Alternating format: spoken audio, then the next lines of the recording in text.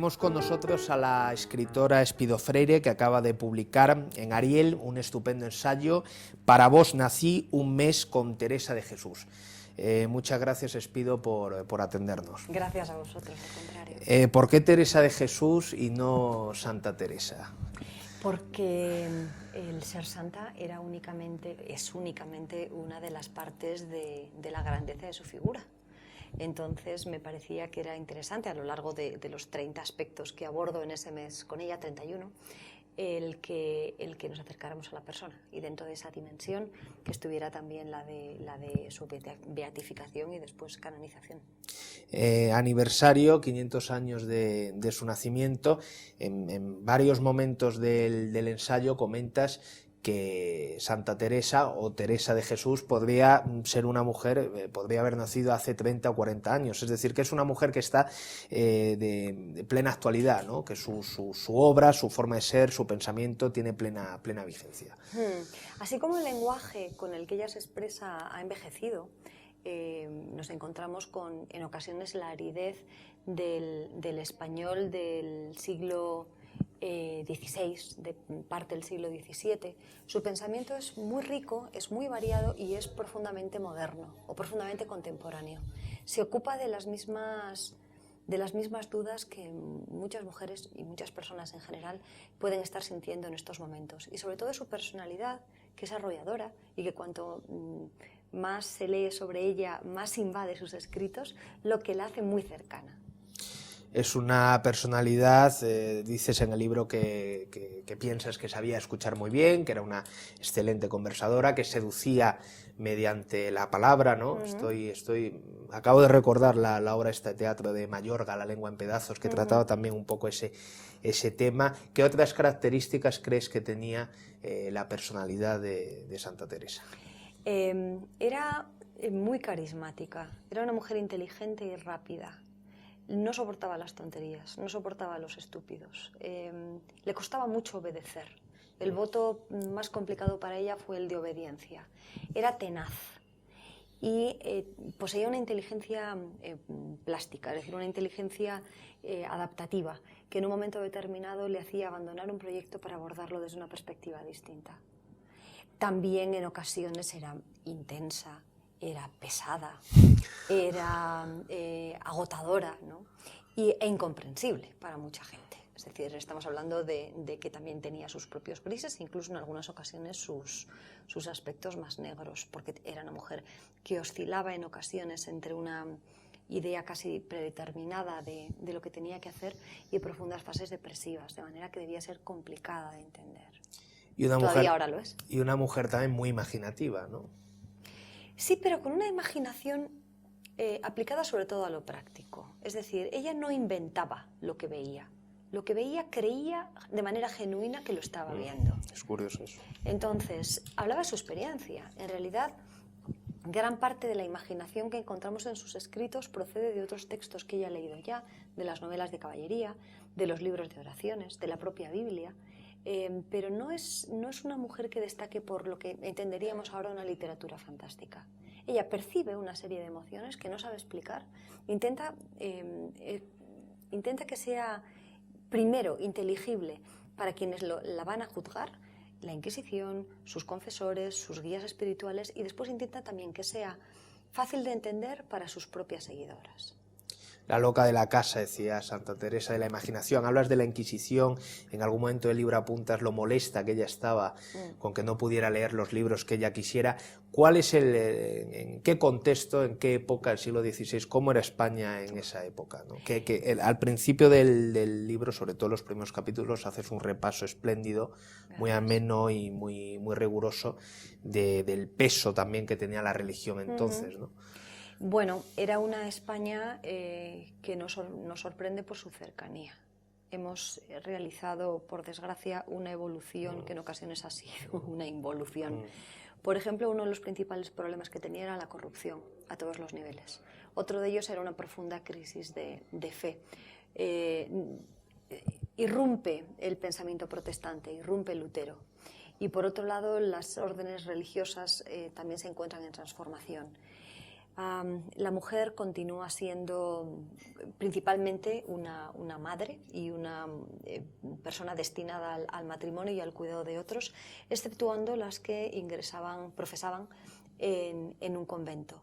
Nos encontramos con la Inquisición como uno de los elementos que intentaba vertebrar una sociedad en la que nadie podía ser una nota discordante.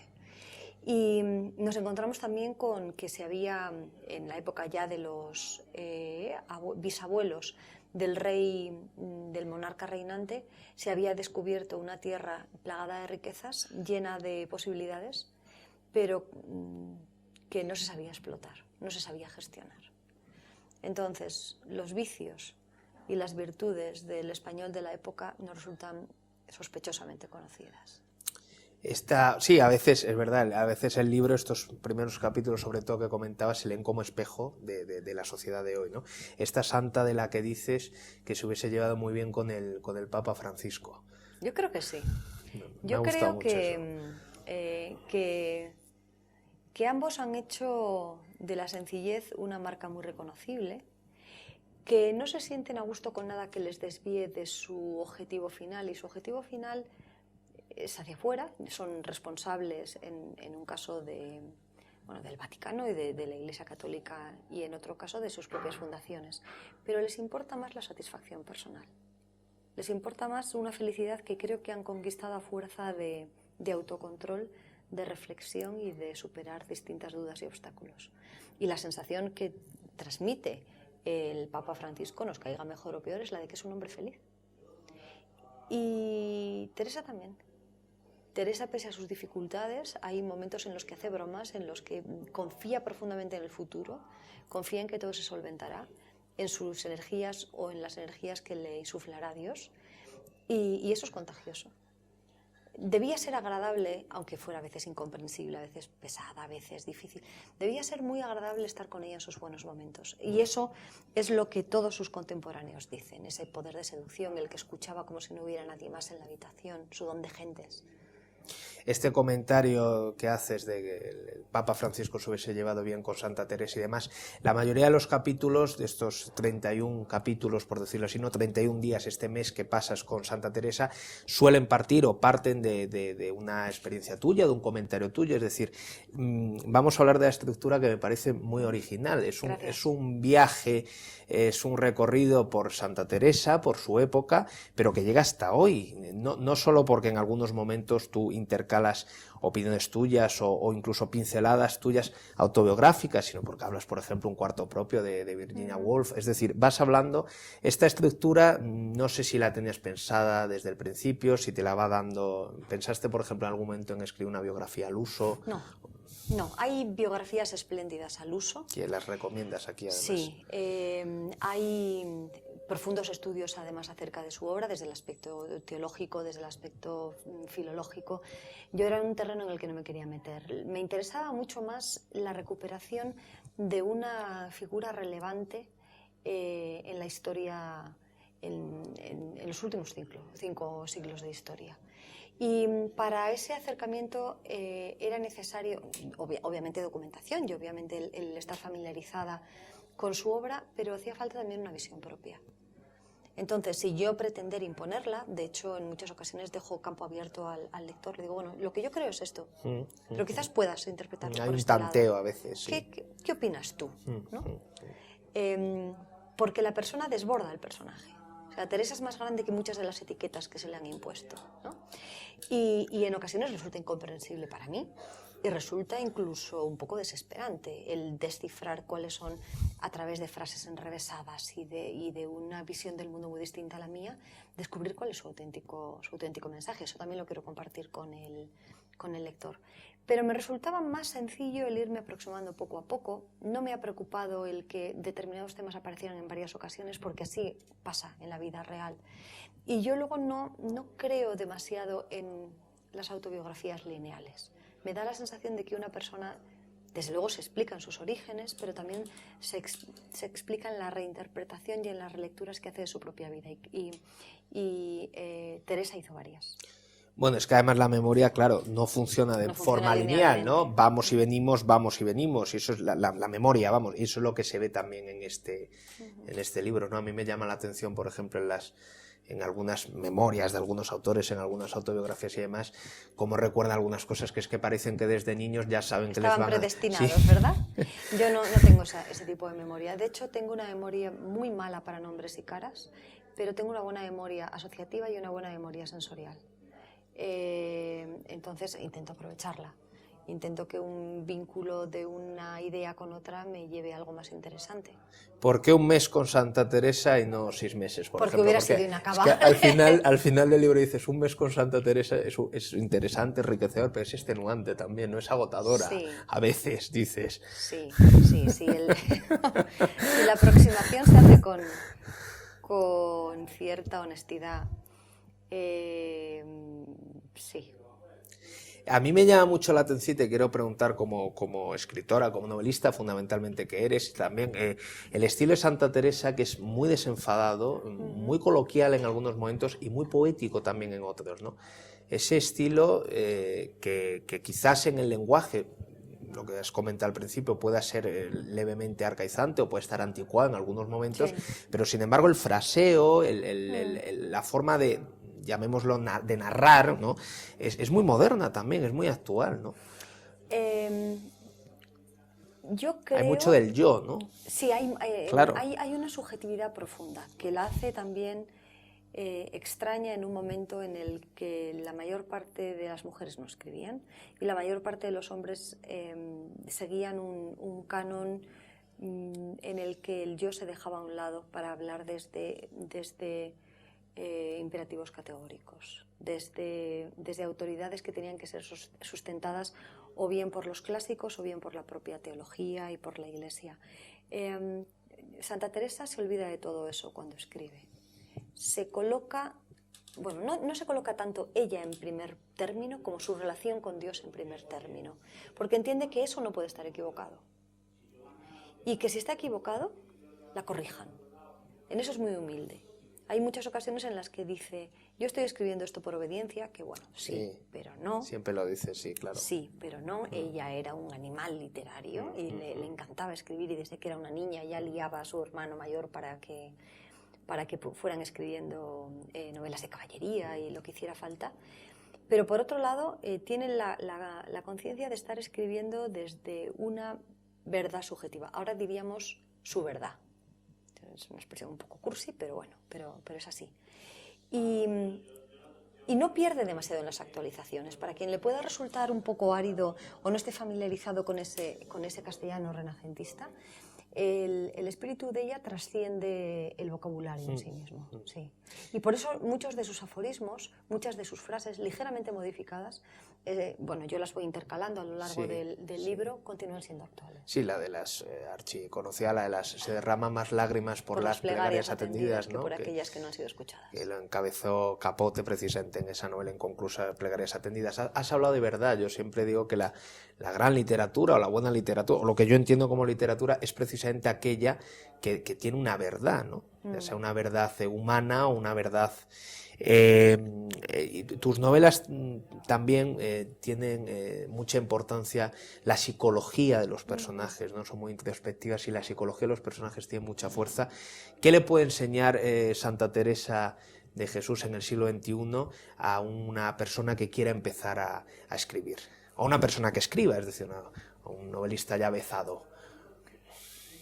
Depende. ¿O qué te ha enseñado a ti? Depende de cuál sea el género que quiera cultivar. Por ejemplo, ella no cultivó la ficción tal y como la entendemos ahora. Sí, de chiquitita escribió una novela perdida que, si no recuerdo mal, se llamaba El Caballero de Ávila y que dice que gracias a Dios se perdió, que debía ser malísima. Pero escribió poesía, desde poesía más seria, entregada, mística, profunda, a pequeñas obritas que escribía según se le ocurrían, para echar unas risas, literalmente, con sus monjas. Inventaba canciones constantemente, adivinanzas, trabalenguas. Era una enamorada del lenguaje. En sus cartas se ve cómo se ríe de ella misma y de los demás. Esa desdramatización, incluso de los momentos más más duros, cuando se habla desde un yo, es muy importante. Porque ahora estamos en el gran momento de la literatura subjetiva, desde los blogs hasta la novela contemporánea, y en muchas ocasiones se corre el riesgo de tomarse en serio demasiado mismo, o bien al yo autorial o bien directamente al narrador en primera persona. En las cartas, has hablado de las cartas. En las cartas yo creo que se muestra, y en el ensayo lo apuntas también, mucho más libre, más sin ataduras, Sí. más ella que cuando escribe textos que tiene que leer su que confesor. van a ser revisados con lupa, claro. Sí, aunque nunca estaba segura de a quién iban a llegar esas cartas. Ella emplea un lenguaje cifrado, principalmente con sus colaboradores de mayor confianza, en el que se divierte. Le gustaban las intrigas, era un poco lianta. La borintera, ¿no?, que dicen en La Mancha. Me encanta. Entonces, es muy fácil imaginársela creando contraseñas. Es muy sencillo el pensar lo divertido que debió ser para ella el descubrirse en ocasiones un poco más lista que los más listos de su época. Luego posiblemente consideraría que eso era pecado de soberbia y lo rectificaría, pero era inteligente y tenía conciencia de ser inteligente. Y le gustaba rodearse de personas que hablaran bien, que tuvieran conocimientos que le aportaran algo. Hay algunos lamentos muy desesperados a lo largo de su correspondencia, en la que dicen que le han quitado sus libros, o en la que le recomienda a sus monjas que nunca dejen de cultivarse, que en eso encontrarán felicidad y que eso no puede ser que Dios lo vea con malos ojos. Ella presume, entre comillas, de ser el ojito derecho de su padre, ¿no? También de algunos de sus hermanos. Siempre estaba con niños y siempre arrimada a los hombres como una forma de crecimiento, de aprendizaje. Supongo que en esa actitud hoy sería distinta. No lo creo. Para empezar, porque ella no tenía otro remedio. Perdió a su madre cuando tenía 12 años. Y ella dice que solamente cuando la perdió se dio cuenta de lo que había perdido. Y la madre pasó gran parte de la niñez de Teresa enferma. Tuvo muchos partos, era una mujer delicada de salud, era una gran lectora también. Y tuvo únicamente a Teresa. Del primer matrimonio del padre había una hermana mucho mayor que ella, y después estaba la nena que le costó la vida a la madre, con la que Teresa se iba a 12 años. Entonces sus compañeros de juegos eran lógicamente sus hermanos. Pero en la adolescencia eso cambia. Y comienzan a frecuentar la casa unas primas, unas parientes, no se sabe muy bien si el grado era carnal o era un poco más distante, y se convierte en una perfecta niña pija. Es decir, es lo que es, y así ella es un periodo de su vida al que le da mucha importancia, porque dice que estuvo a punto de desviarse del camino que luego le llevó a Dios, pero que se pasó una temporada en la que todo su interés eran los trapos, los cosméticos, quién salía con quién cortaba con quién y cuáles eran los cotilleos, y que en eso se divertía mucho. Y que cada vez, aunque ella se daba cuenta de que no se encontraba ahí el punto que le haría feliz, bueno, cada vez estaba más enredada en ese tipo de jaleos. Cuando su padre, de hecho, la manda a un convento, lo hace porque ve que Teresa se pierde. Y perderse, fuera bien su reputación a nivel sexual o fuera sencillamente ser objeto de cotilleos, en la España, en la Ávila de aquella época, no era poca cosa.